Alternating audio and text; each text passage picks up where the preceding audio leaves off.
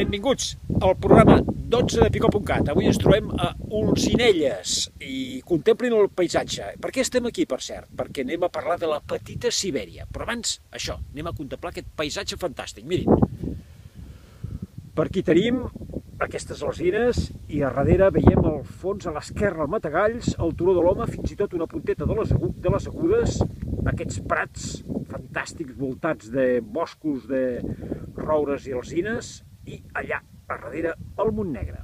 Ara anem cap a Vallgorguina. I ja som a Vallgorguina, amb aquestes valls, aquests camins voltats de boscos, de prats, força aire fred estancat, especialment aquí. Aquesta és probablement la zona més freda del municipi. Aquí és on hi ha l'Observatori de Vallgorguina.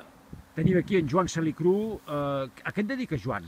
L'agricultura biodinàmica. Biodinàmica, no? I això té bona pinta, no? Sí, és la interacció amb el cosmos i la Terra. Amb el cosmos i la Terra. Carai, un dia hauríem de parlar d'aquest tema. Però escolta'm, aquí veiem que tenim l'observatori al costat, que per cert és d'en Marc. Hola, Marc. Què tal? Hola, com estem? Marc, tu portes diversos observatoris. Sí, aquí a la comarca, bueno, a la Vallgorguina, Òrrius, al Maresme i després a Premià de Mar, on visc.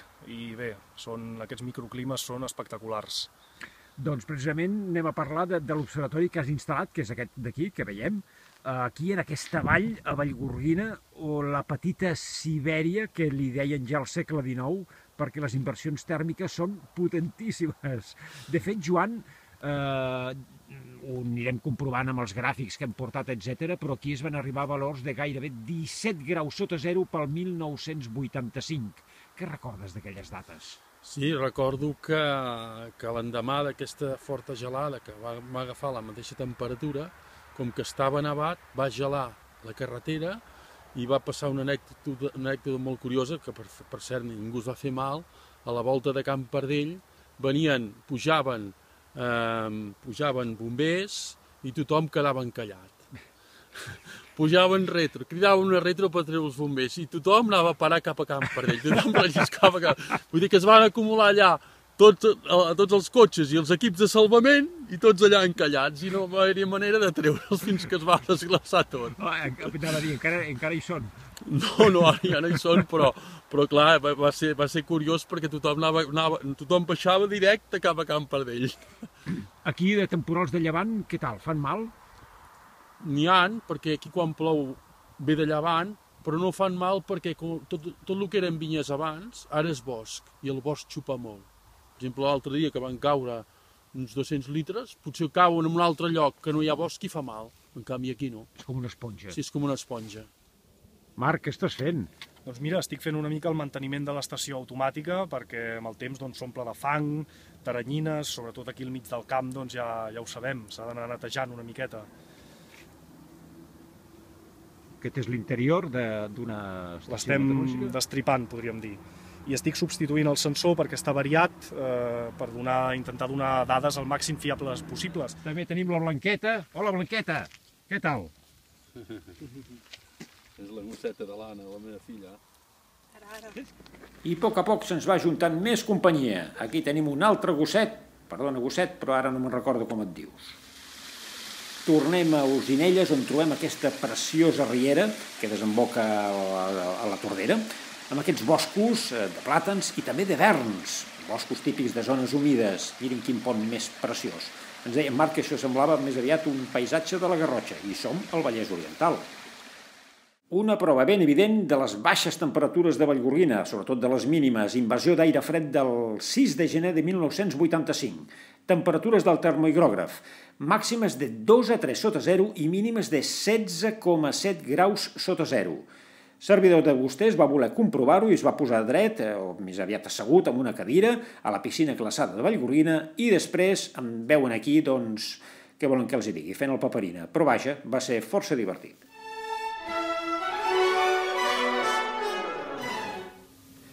Bé, doncs anem a la previsió. Anticicló.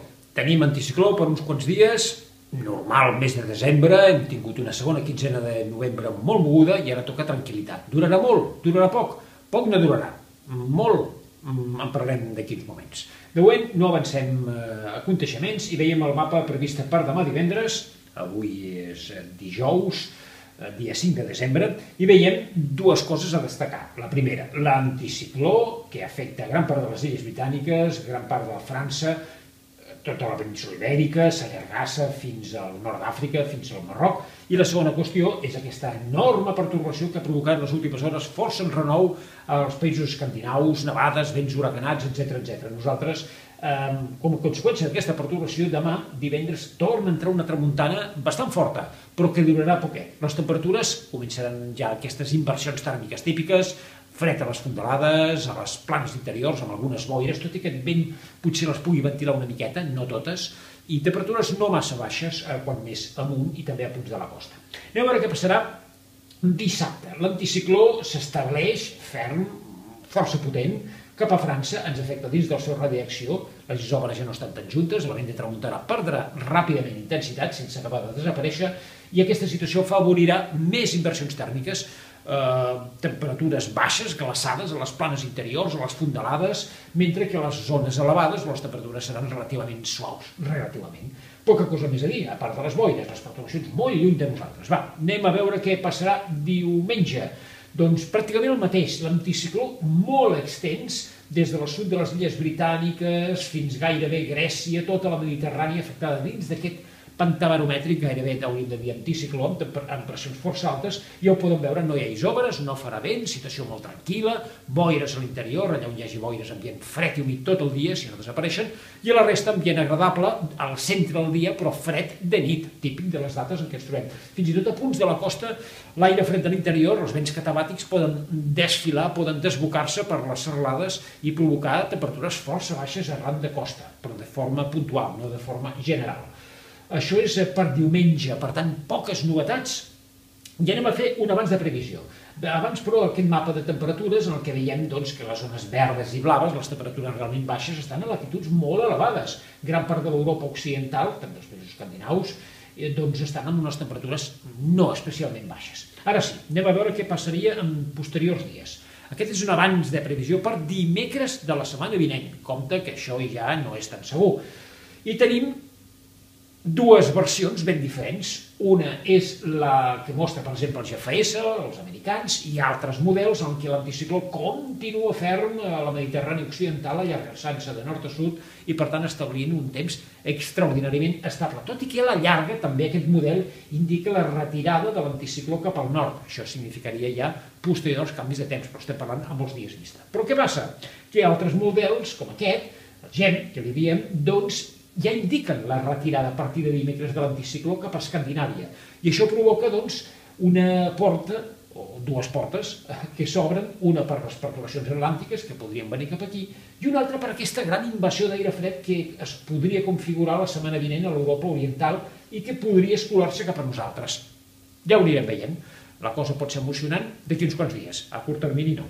A destacar, pels propers dies, aquesta fotografia és prou evident d'Alfons Puertas, del Toni Fabra, que va captar-la ahir amb aquesta boina, aquest capell de contaminació sobre de les zones urbanes, fruit dels vehicles, bàsicament.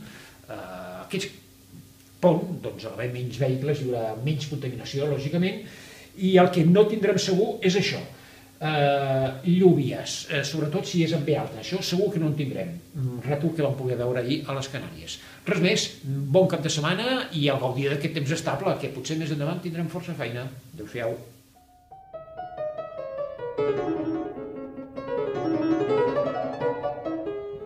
I acabem, ho fem com sempre amb les vostres imatges, precioses avui, ja ho veureu. La música que hem escollit, Tchaikovsky, concretament la coda final del Trencanaus, molt espectacular. Doncs res, a fruir de les vostres imatges, de la música de Tchaikovsky, ja ho sabeu, tota la meteo a picó.cat. Fins dijous vinent.